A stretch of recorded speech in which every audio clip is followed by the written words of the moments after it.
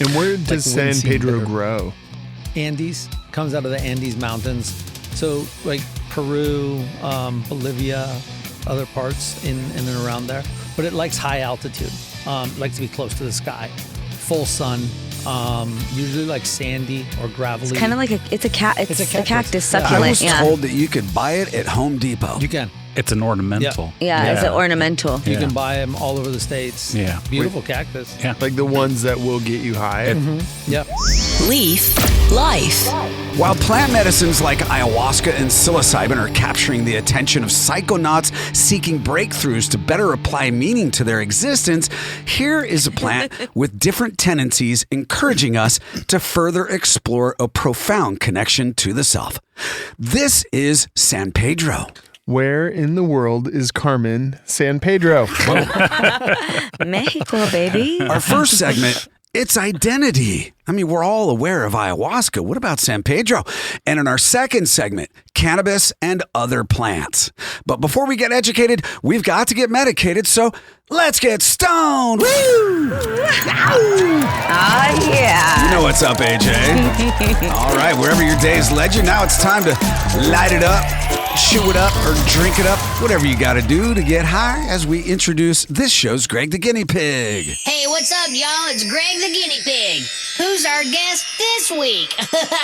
Greg the Guinea Pig warning. These tasks are undertaken by experienced cannabis users and under the supervision of accredited professionals. So please take our advice and definitely try this at home. All right, our guest this week is JHAVID Mohseni. Mohseni, right? Mohseni. Mohseni. He's the co-founder of CANNAFAX, an independent quality grading and appraisal company for cannabis and hemp, and also the guest on our ayahuasca show, which was one of our top 10 listened to shows. He is a plant medicine explorer. JHAVID, welcome back to the Leaf Life podcast. Thank you for having me. Good to be here. Ah, man, it's good. What is that? Welcome. You're chewing on mambe right now, right? I am, yeah. Okay, that's that's for the talk. It's another plant medicine. Let's dip into that in just a sec. But first, let's spin that wheel, AJ, and see what's in AJ's stash. And now, what's in AJ's stash? What's in that stash, AJ? All right. We've got a special Flipside Gold cart for you here. Flipside's Will you good be company. sampling today? Yeah. Oh, no. Okay. I'm watching Pinch today. hitter, call in the pinch hitter. Pinch hitter. So this is And now, stepping up to the plate, here's today's pinch hitter. AJ, you're the pinch hitter. Get out of the batter's box and Let's into the. go. Out of So this is live and cured BHO resin with some botanical terps. It's Cool. cereal milk. And I'm going to smoke it out of this cool gold bar. Is it cereal Adapter milk here. or milk? By Flipside Gold. It's powered by Plaid Jacket. Yeah, Plaid Jacket's a really good company here. This is one of their other brands. You know, to make it in the cannabis space, man, you kind of have to diversify. It's good to have more than one brand. A bottom shelf, a mid shelf, a top shelf. It's good to have multiple products. For those of you people who have never been in the cannabis sphere and you're like, I like this company, but I like that company as well. It's kind of like Pepsi or Coke. They have about 25 different, products or brands that they represent. In the cannabis space, it's usually 1, 2, or 3 brands that a company will have. So Flipside has got more of like a hippie, bohemian type aesthetic. Plaid Jacket's just super high quality. Yeah, a custom built grow facility. I've been to it. And AJ, you're dressed like a shaman today. And so therefore I have to ask you, have you ever done San Pedro? Yes, actually. I've had the beautiful blessing and privilege to do San Pedro in a tribal ceremonial circle. It was actually at the eclipse that was in Oregon. Yeah. The 2015, I think, eclipse. It was a full solar eclipse, and it was an incredible experience. I was actually in the center with the tribal group, and there were Aztec, Inca, and Mayan dancers that were dancing all around the inner circle. And I didn't know that I was going to be doing San Pedro, but the elder offered it to everybody before the eclipse occurred. He said in his tradition, this is what they would do. So the total lunar eclipse, you were high on San Pedro during the moment when it full coverage? Yes, That's ceremonial. Like it was absolutely ceremonial. And I was actually given the responsibility or honor of smudging and keeping the chalice like lit the whole time and smudging throughout the whole eclipse. So San Pedro, it's a psychedelic drug. Unlike ayahuasca, unlike just about it's psilocybin, like I said in the intro, they all have their own unique identity. Right? Ayahuasca is, well, I can't explain it, but here's what happened. It's like being on a roller coaster ride I've done it, and sitting back in a lazy boy watching your movie of your life unfold. And psilocybin, we've all eaten mushrooms, and that's more of an exploratory realm in and of itself. What's San Pedro's identity? As an identity, it's oftentimes referred to as like a grandfather, where you mentioned ayahuasca, that's kind of the grandmother. Mother ayahuasca. Mama, Where so it's a little harder on San you. Pedro, also known as Hachuma, right? Yeah. Shuma. Is it's very much a heart opener, right? You really tap into this heart space, and it's in some ways, well, in many ways, it's much gentler than ayahuasca or yahe. And I think from like a Yahe being the tribal Yahe is name of it. the name that they call ayahuasca down in Colombia. Got it. Out of a specific tradition and area there. Okay. Where the Hachuma is going to be much more gentler and heart opener. You can still have very deep, profound San Pedro. experiences. San Pedro. Yeah. San Pedro Hachuma. Hachuma. Yeah, Hachuma, yeah. Hachuma. That's the Quechua name. That's the original name for it. And because it has this profound ability to connect you to the spirit world and to heaven, the idea is that the early explorers from Europe, when they came over to South America and they came across this medicine, is they named it San Pedro after St. Peter, because St. Peter is known to have the keys to heaven. And so that, for them, was that connective point with San Pedro or Hachuma to connect to the divine. So saying that it's a little harder, or I'm sorry, easier on you. Mother ayahuasca is more scolding, like you need to fix this in your life, more giving more direction to the psyche and maybe what's problematic and what can be fixed. Whereas San Pedro is more like just open your heart. Well, it's a gentler experience in that, like, ayahuasca takes you to the door, kicks you through it. And like you were saying, I mean, you're on the ride. And when you are fighting it or not wanting to look at what's coming up, that's where challenges will arise. And there's learning and growth in those areas and spaces. Similar aspects can happen, at least from my experiences with Hachuma, is that you'll have these deep insights, but it's not a kind of rough or force-fed. It unfolds very gently, much more beautifully. Yes. Is there as much physical purging? There can be, but not usually. I mean, I've been in San Pedro ceremonies where some people have had to purge, and it's always good to let that go. Oh, obviously. Yeah. I'm just curious because you say gentler, and I was curious about that because a lot of people, that's the most difficult part of the ayahuasca ceremony. Lots of purging. Is that purging. Lots of purging. Yeah. The San Pedro is like it like whispers to you. It was just it's such a beautiful, like, elegant experience. And for me, I could hear all of nature. Nature was speaking to me. The reeds that were like, swaying in the wind, like I heard their song and their message, and like the water, but it was so like sweet, and quiet and silent. And I had a lot of, how would you say, like memories, I think, of the land that appeared before me. And where I thought it was an actual person that was there and present, but it wasn't. It was like a native in ceremony that I saw, like, on the land, sitting amongst the reeds near the lake, and I heard their song and everything, but yet it wasn't actually there, because my other friends that were with me didn't have that didn't occur for them. So they made me aware of what, what San Pedro was showing me. And then I was really grateful to be with the right friends because they encouraged me to go, like, listen, like, you need to take some time with this medicine. Go, like, be with nature. We'll keep a distant eye on you. But, like, she's speaking, grandfather is speaking, Sitting with nature with all of these plant medicines, I mean, it's a connection back to our origins and a remembering of where we come from, and that there is so much more to this experience than this 3D reality that we usually engage with. And as you were sharing, right, like it amplifies the senses to where everything becomes more vibrant. You can feel things in a different way. Maybe that if we're operating maybe connected to the body and at a 3 in our day-to-day, now you're cranked up to like an 8. Yeah. You know, and some people that I've talked to that have had, purging experiences, they can get discombobulated from all that amplification of the senses, right? Where it just becomes like, whoa, like this is a lot.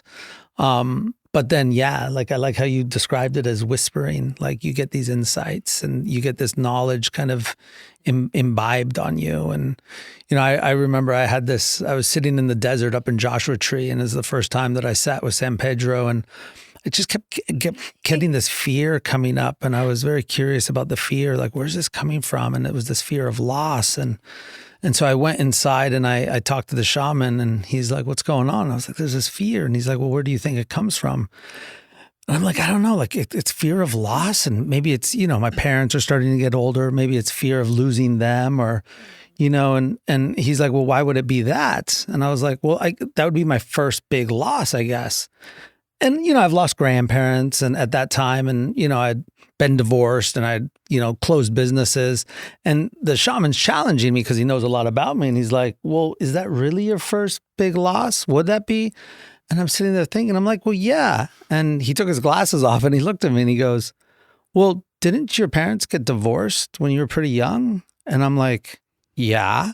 And he goes, well, you lost your family when you were a little boy. And it was like he took a mallet and just cracked me on the head. But that's where San Pedro was guiding me, right? So having this facilitator that can help you get to and discover these things. And I just like emotions, right? Just poured. And he goes, go back, go sit with that. Yeah. And all of a sudden it explained everything that I had done in my early life in terms of delaying to get married, delaying having kids, because that little boy, that little person of me, what he went through, it's not something that I wanted to impart on someone else. And then through that, it was like, oh, but it all worked out. It all turned out. Yeah. So you can sit in there and connect with that little person, that little part of you that had that trauma, that had that wound, work it out. So it's almost like opened the portal for time travel to sit with parts of yourselves that were either incomplete or had some sort of unresolved trauma. And after that, I came out of that experience through processing and integrating that, you know, that understanding better. It was like, oh my God, not only do I want to like get married, I want to have babies. I want to like all these things that I had been holding off. There was something blocking that from your life. However, I had the same experience in Joshua Tree, actually, just a couple months ago, not on San Pedro, but on psilocybin. You know, these plants can you can circumvent having to go to therapy and spend 4 years talking to a shrink. You get high on one of these plants and it takes you to the actual problem and allows you to develop a solution within your own mind. A facilitator's great. I didn't use one. It was probably a mistake. But that's what they do. It is there for us to heal these plant medicines. And in the second segment, we'll talk about cannabis and other plants. But first, Javid, it's time for you to play Who Said What? Who said what? Now, just to clarify. What? Who said that? Let's find out. What? Who said that? Who said what? That's a who said. Yeah, bro. So San Pedro said, no, just kidding. Not that type of game. It's not as esoteric. This is more direct. So I'm going to give you a quote, and you have to tell me which professional athlete said it. 3 athletes, okay? You know sports, right? Not really. Perfect. Oh, I'm sorry. This one's not about athletes, just tricking you. These are celebrities, though, just old ones. So the celebrities are Albert Einstein, you know who he is, Mark Twain, and Bill Murray. All right? I love Bill Murray. 3 None celebs, of them bro. athletes. No. I know. It's like, what? Bill Murray was quite a golfer. Yeah, he's a Caddyshack. Yeah. Caddyshack. All right, number 1. Here's the quote. You ready? Yep. All right. Don't let schooling interfere with your education. Albert Einstein, Mark Twain, Bill Murray. Mark Twain. Correct. Ooh, nice. Just to All right, number 2. Here we go. You ready? Yeah. All right. The difference between genius and stupidity is that genius has its limits. Einstein. That's Einstein. Oh. Nice work. All right. And finally, number 3. 20 years ago, we had Johnny Cash, Bob Hope, and Steve Jobs. Now we have no cash, no hope, and no jobs. Please don't let Kevin Bacon die. It's got to be Bill Murray. It's Bill Murray, brother. Oh my gosh. Nicely done, right? Much better this time than last time I was here. You went 0 for 6 last time. Yeah, I struck out. Well, you're 3 for 3. I studied. I like that people have ambitions to come back and try again. Nice work. If you want to discover cannabis news, reviews, entertainment, and culture and explore every single Leaf magazine at your convenience, search leafmagazines.com. Coming up in our second segment, we'll dive into how cannabis and other plants can also be medicine. We'll explore some other plants as well as cannabis. Obviously, we use that as medicine. It makes you feel good. We'll get another spin of AJ's wheel. The Leaf Life Party continues in just a sec. These products have intoxicating effects and may be habit-forming. Marijuana can impair concentration, coordination, and judgment. Do not operate a vehicle or machinery under the influence of this drug. There may be health risks associated with consumption of these products. For use by adults 21 and older. Keep out of the reach of children. Leaf Life. Welcome to the second half of this Leaf Life show called San Pedro. In just a moment, we'll get into cannabis and other plants, and we'll spin AJ's wheel to see what products JHAVID MOHSENI, who's the co-founder of CANNAFAX, an independent quality grading and appraisal company for cannabis and hemp, has done many plant medicine ceremonies in the jungle and beyond. This show's Greg the Guinea Pig is going to be trying next. But first, let's get the party started by spinning AJ's wheel a second time. Oh, yeah. All right, AJ. Let's go. It's AJ's stash. We've got another beautiful, this is actually Flipside Gold product. So showing you your packaging here. And if you're on... It's nicely made in gold. It looks like an old record player here. Cool. So vape pen for you, my friend. Would you like to? Oh, wait. Oh, pinch hitter, go for it. Pinch hitter.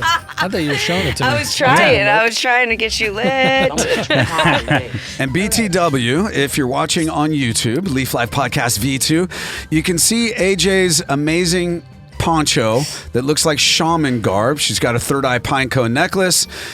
AJ, you walk the walk, sister. Thank you, friend. You got some beaded earrings, that are native. Yes, these were made by local tribe. You look like a goddess. Nez Pierce. Basically, AJ. I appreciate you, bro. Thank you for that. You look like a goddess. I appreciate you honoring me with those beautiful words. Yeah. I try to I try to embody the goddess, Mama Gaia, as much as I can. Yeah. Like truly, So thanks for recognizing. I appreciate AJ, that. your spirit, everything you're just a spiritual chick, man.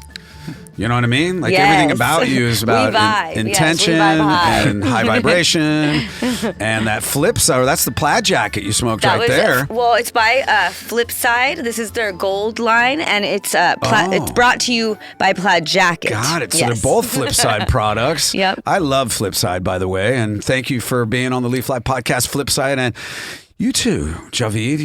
You're an amazing truth seeker, I believe. And that's why you're so deep into plant medicines.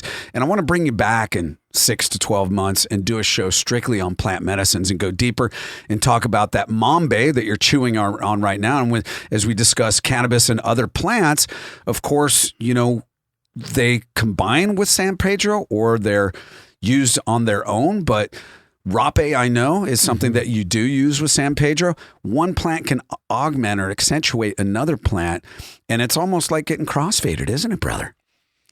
From with working with these medicines, right? And they all have their purpose and their tool and their utility. They're all different types of technology that can support the individual, with whatever's coming up.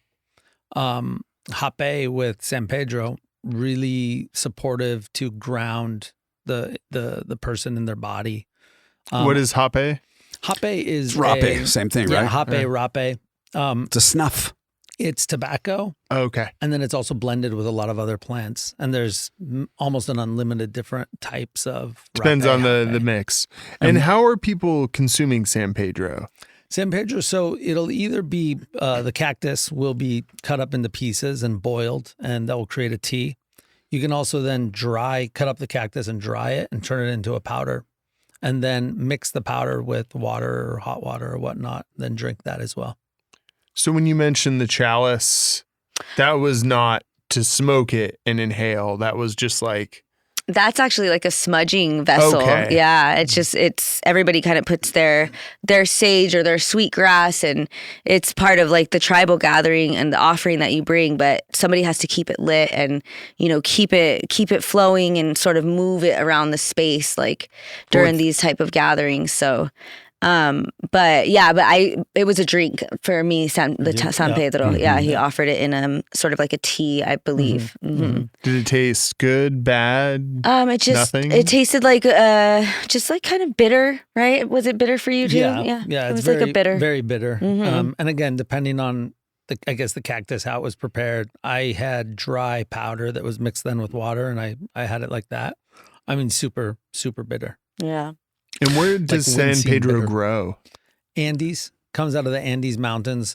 So like Peru, Bolivia, other parts in and around there. But it likes high altitude. It likes to be close to the sky.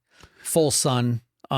Usually like sandy or gravelly. It's kind of like a cactus succulent. I was told that you could buy it at Home Depot. You can. It's an ornamental. Yeah, it's an ornamental. You can buy them all over the States. Yeah. Beautiful cactus. Yeah. Like the ones that will get you high?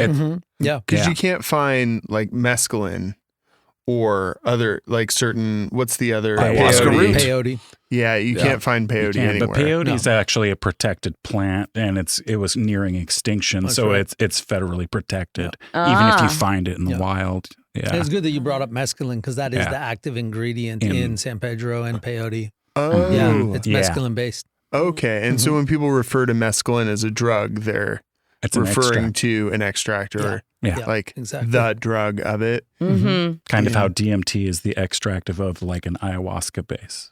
From the any plant carrying the DMT molecule. Yeah. Chacruna, Changrapanga, acacia tree. Or from a the burning frog. bush. The mimosa hostilis. Or from the frog, because that's where that's different. Sonora desert frog is the 5-MeO. Yeah, very the different. 5-MeO is the spirit medicine that we work with, my group, and it's very impactful, incredibly. Absolutely. Yeah, I feel like it literally wipes the hard drive clean, but with the depth of understanding of like Christ conscious viewing, you know, like, oh, like this is why all of these things happen that were terrible, but you see it through like the heart of Christ, and it's like, it's so beautiful because it's all love. The perfection of it all. It's all love and transmuting, you know? Yeah, like, wow. It's just wow. I did San Pedro once. When I first entered the cannabis industry, my partners and I, it was a different company than Wes and I are partners now.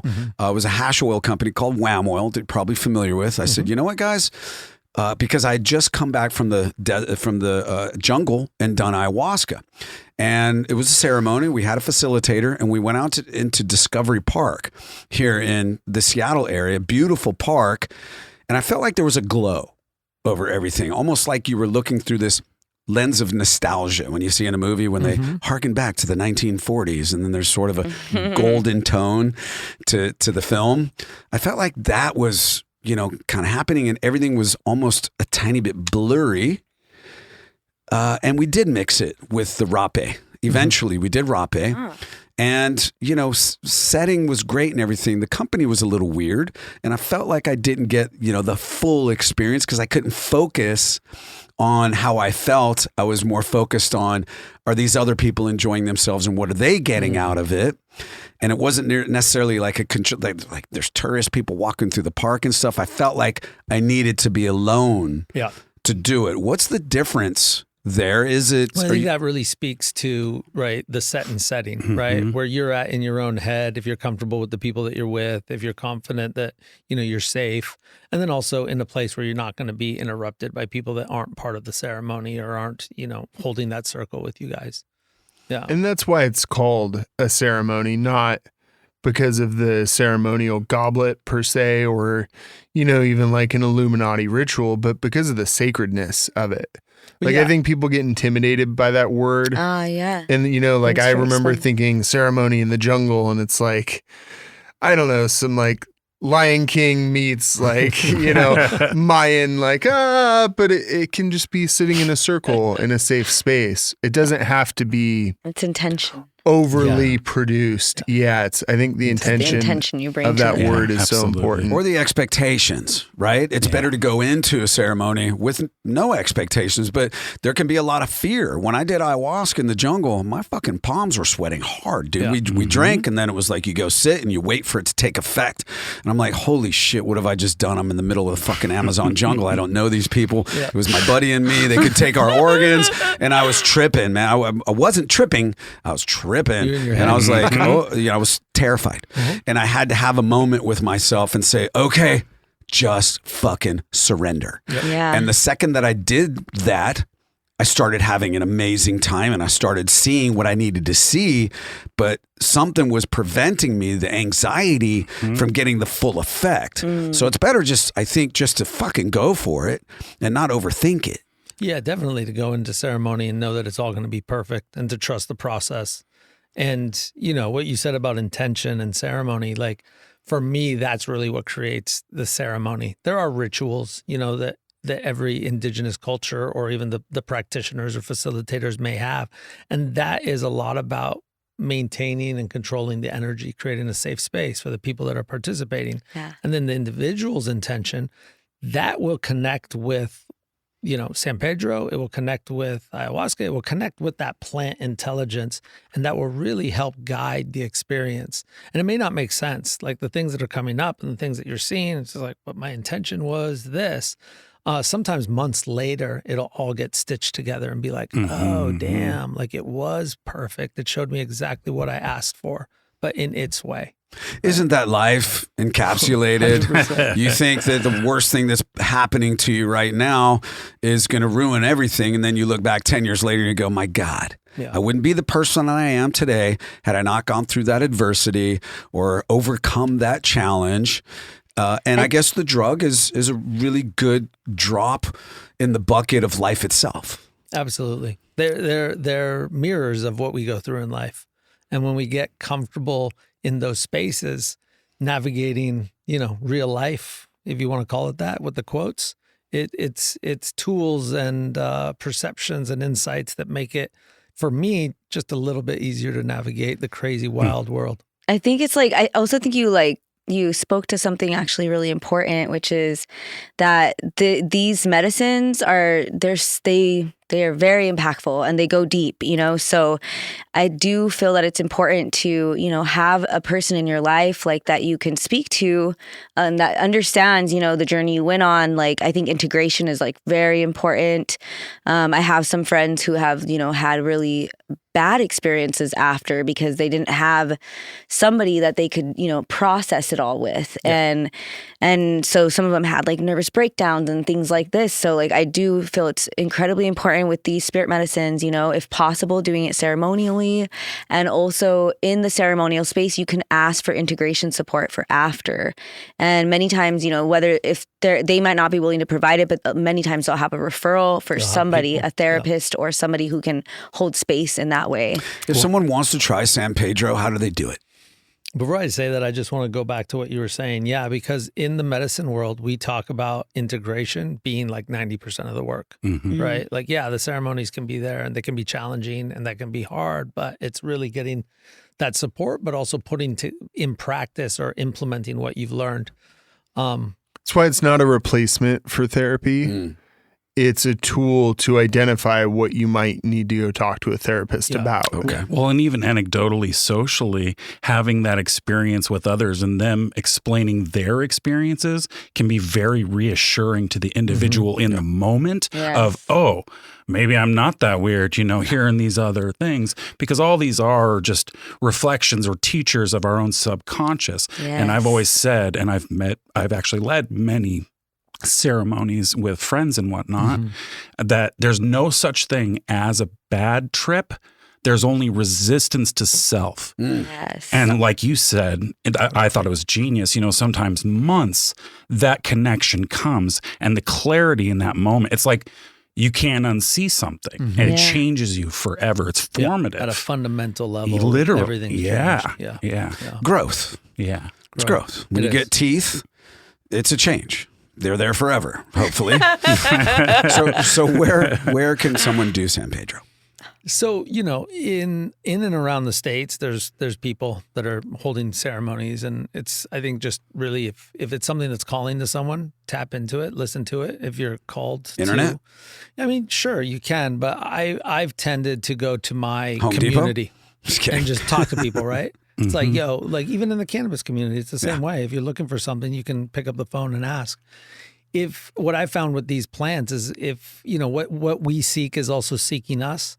So if there is that strong call, it's really, okay, put the intention out that you want to connect with it and it will show up. Yeah. But the home of it is in the Andes. So jumping on a plane and headed down to Peru and getting close to the sky, close to where it comes from. My experience with plant medicines is the closer you are to like their homes, the effects and the experience are magnified, especially if you're able to sit with indigenous cultures on their land. Yeah. Or facilitators that have, been trained by those traditions and cultures.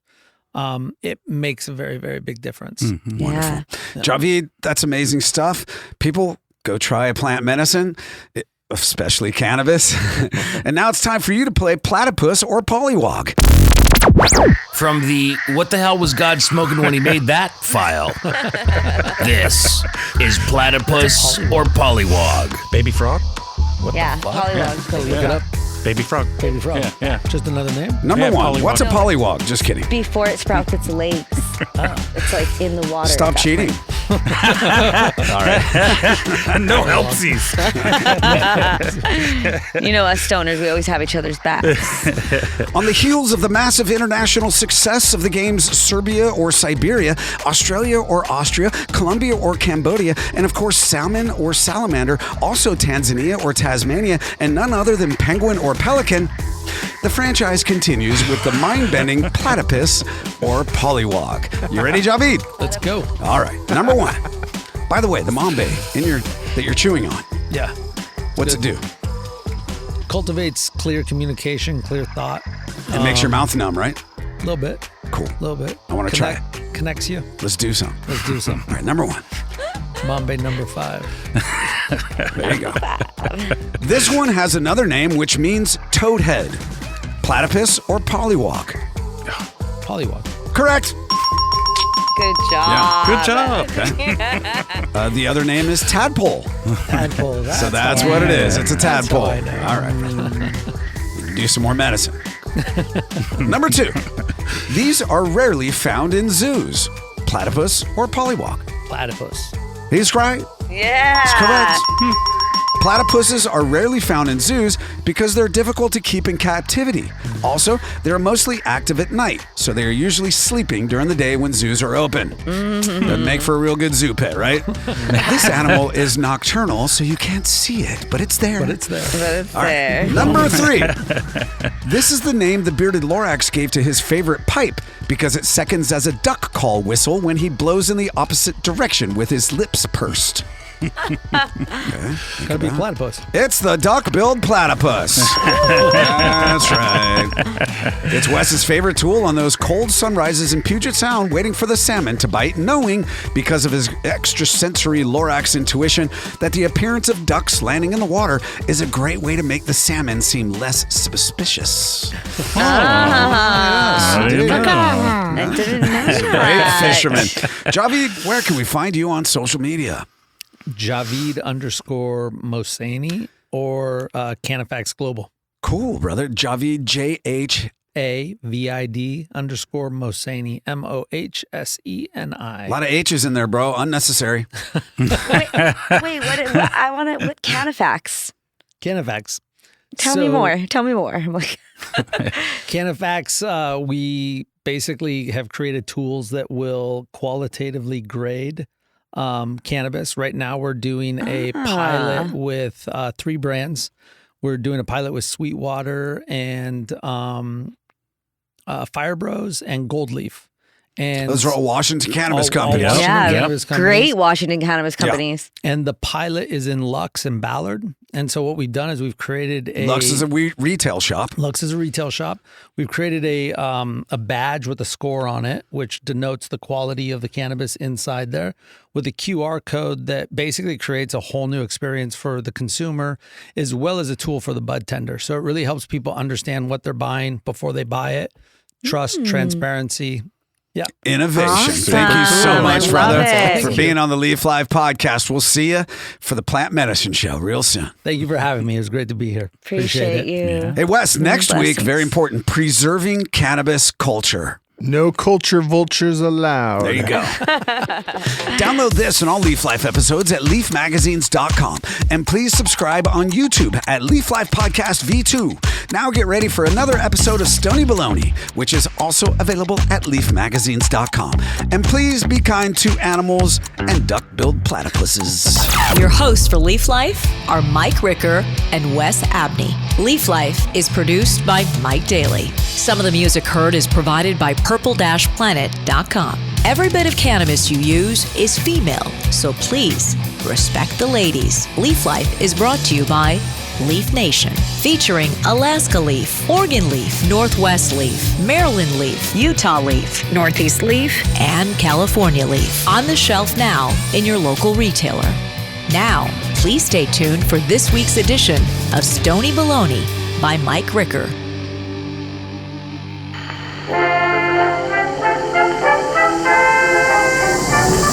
Stony Baloney by Mike Ricker.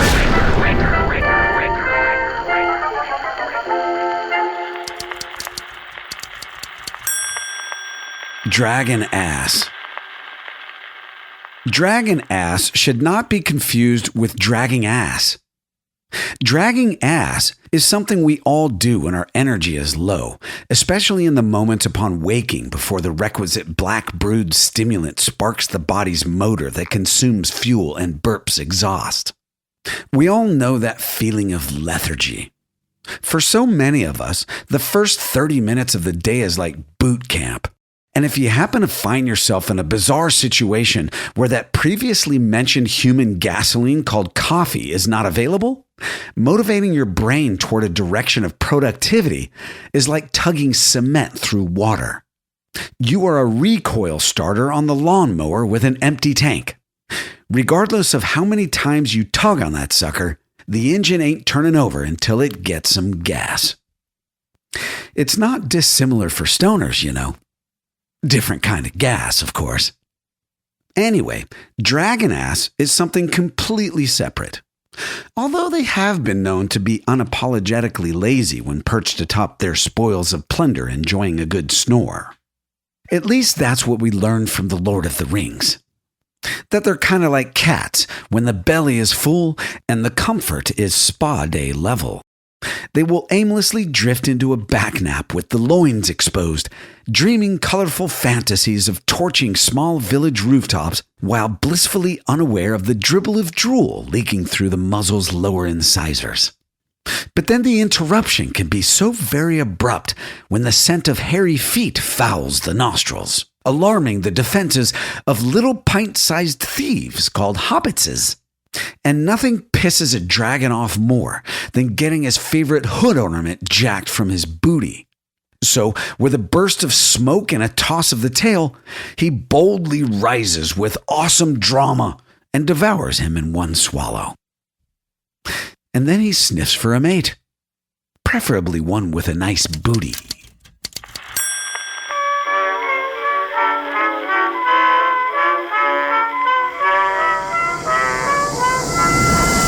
Stony Baloney. These products have intoxicating effects and may be habit-forming. Marijuana can impair concentration, coordination, and judgment. Do not operate a vehicle or machinery under the influence of this drug. There may be health risks associated with consumption of these products. For use by adults 21 and older. Keep out of the reach of children.